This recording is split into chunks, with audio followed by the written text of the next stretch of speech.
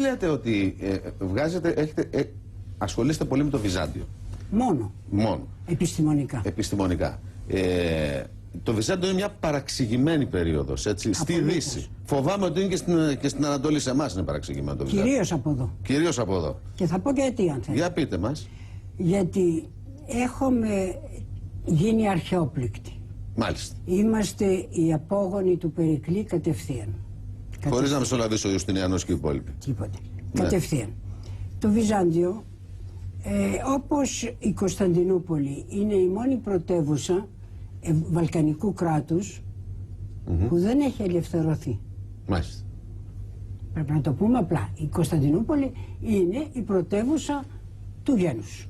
Ορθοδοξία, ελληνοσύνη, ρωμιοσύνη, αυτό είναι η πόλη. Όλοι οι άλλοι λαοί, οι Βαλκάνοι, έχουν ελευθερώσει την πατρίδα τους. Την πρωτεύουσά τους. Πλην των Ελλήνων. Οπότε ψυχαναλυτικά σχεδόν. Σου λέει, αφού δεν είχαμε την αυτοκρατορία και τη χάσαμε, είχαμε μια άλλη αυτοκρατορία πνευματική. Ήταν η αρχαιότητα.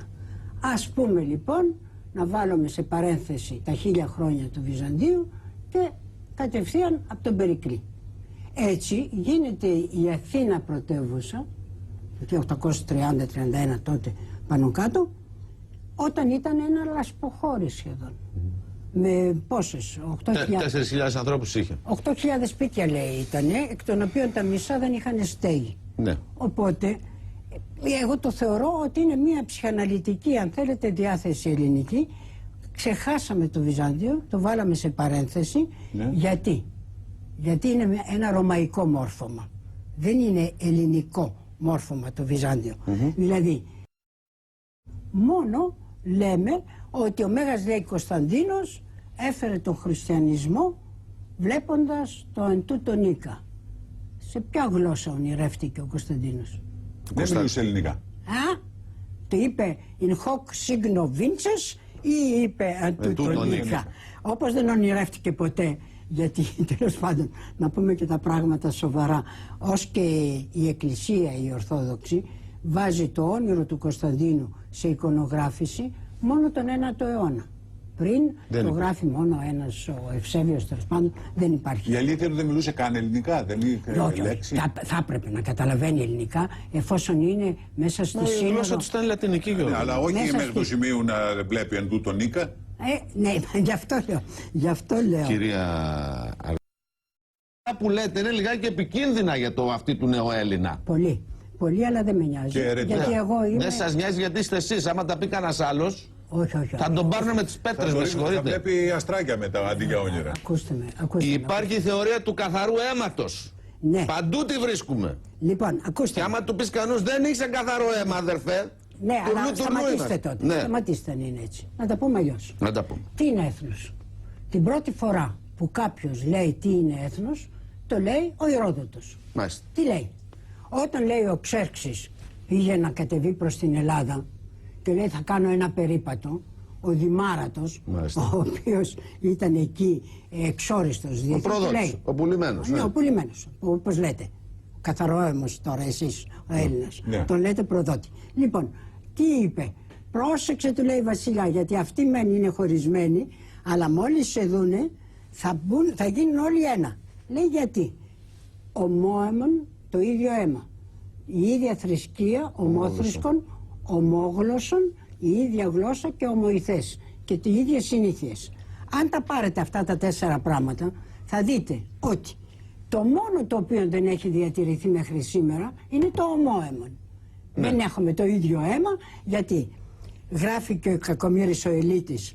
Η πατρίδα μου, λέει, τοιχογραφία με πολλές επιστρώσεις. Φραγκική, αλβανική, βλαχική, τουρκική, που αν βαλθείς και τις ξύσεις πηγαίνεις φυλακή. Αυτό που λέγατε προηγουμένως. Αν Παναγία μας σας ακούσει ο λαός να έχουμε... Λοιπόν, εγώ δεν μπορώ παρά να τις ξύσω αυτές τις επιστρώσεις, γιατί αν ρωτήσω πώς σας λένε το επίθετό σας και ξέρω από πού έρχονται τα αλβανικά κύματα τα οποία αρχίσανε τον 14ο αιώνα.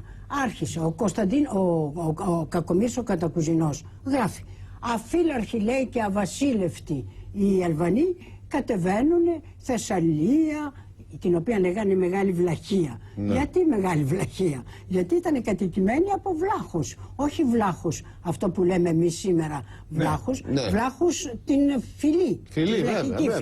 Λοιπόν, βλάχοι, Αλβανοί κατεβαίνουν. Ποιοι είναι οι Αλβανοί που κατεβαίνουν?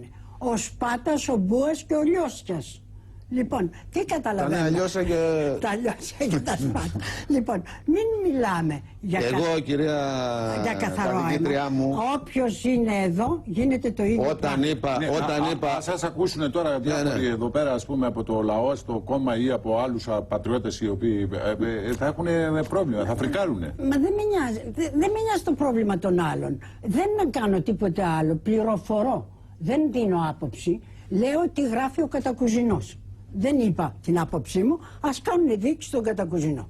Αυτοκράτορα του Βυζαντίου. Αυτές οι απλές αλήθειες που διδάσκεται και πληροφορείτε, έχουν κάποια εφαρμογή σήμερα, μας ενδιαφέρουν κάπως σαν έθνος ή σαν κοινωνία? Κανονικά, νομίζω ότι πάρα πολύ. Απόδειξη ότι έχετε ανθρώπους που δεν τις δέχονται. Ιδαλλιώς τα περνούσαν απαρατήρητες. Το ότι γίνεται καυγάς, το ότι γίνεται φασαρία σημαίνει ότι... Έχει γίνει μια μεγάλη συζήτηση, όπως θα ξέρετε ασφαλώς, τον τελευταίο καιρό για τη μετανάστευση, για την ηθαγένεια, για τα παιδιά των μεταναστών που είναι εδώ και έχει ξεσηκωθεί σ' άλλους. Εδώ μπαίνουμε σε άλλο πρόβλημα τώρα. Είμαι ιστορικός. Λέω τα πράγματα με τη σειρά τους. Είπα τι έγινε τον 14ο αιώνα. Να σας πω μετά ότι τον 16ο έγιναν αλλιώς κτλ. Μην κάνουμε 10 αιώνες να τους πηδάμε έτσι. Σήμερα ίσως ο χώρος δεν έχει τη δυνατότητα, πώς να πούμε, αφομοίωσης. Δεν λέω αφομοίωση, γιατί η αφομοίωση να κάνεις τον άλλον όπως εσύ. Σύνθεση σε αυτό το πράγμα. Ενσωμάτωση θα έλεγα καλύτερα. Ίσως δεν την έχει αυτή τη δυνατότητα. Λοιπόν, αλλά απλώς να μην λέμε ότι επειδή είμαστε καθαρόαιμοι δεν την έχουμε. Έτσι. Να μην το λέμε αυτό, δεν είμαστε καθαρόαιμοι, αλλά αυτό δεν έχει καμία σημασία. Γιατί εκείνο που έχει σημασία είναι η ελληνοφωνία, γιατί αν υπάρχει κάτι πραγματικά και κάνει τον Έλληνα Έλληνα, η πατρίδα του είναι η γλώσσα. Μα με συγχωρείτε, εγώ αυτό που γνωρίζω είναι ότι όταν έγινε η περίφημη συζήτηση ανάμεσα στο Φαλμεράιερ από τη μια που έλεγε δεν έχετε ίχνος ελληνικού αίματος, και απ' την άλλη μεριά, ο κατεξοχήν Έλληνας ιστορικός που του έκανε την αντιπάθηση, ο Κωνσταντίνος Παπαρηγόπουλος, του απάντησε με το απλό και... Αυτό του είπε. Δεν του είπε όχι, τι λες ρε, είμαι κατευθείαν του Περικλή. Είμαστε έθνος για άλλους λόγους. Και... Αυτό αν το πεις όμως σήμερα, σε παίρνει με τις πέτρες.